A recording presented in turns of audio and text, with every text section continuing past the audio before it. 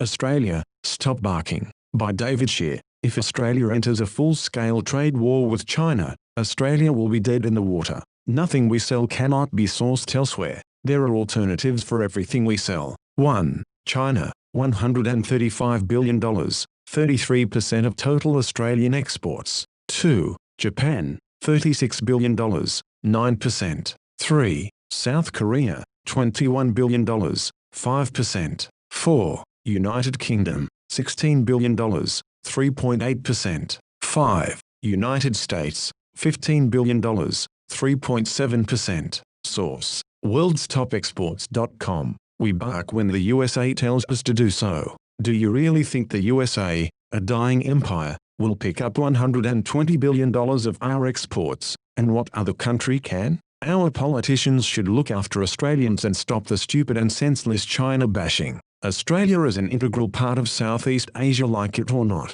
Just look at a map. After Australian government support for Trump in his war against China, we receive our payback today. Trump puts thousands of Australian jobs at risk with F-35 jet threat to China. This edit is to answer a comment from XXX. XXX, you raise a good point, and in a perfect world, but it is run by humans, and like me, if someone pisses me off in a shop, I will just go somewhere else to buy. Now, Huawei makes the best 5G technology in the world, but we don't buy it simply because the USA tells us not to. Huawei has even supplied the source code of the technology, and it was investigated in Europe and shown to have no spyware, hardware or software. It is also the least expensive 5G technology available, but we still don't buy it, so why expect China to buy our produce? USA has just made a new trade deal with China. In the deal, America did not think China can only eat so much beef and have other suppliers. They just said you have to buy X amount from USA, meaning X amount less from Australia.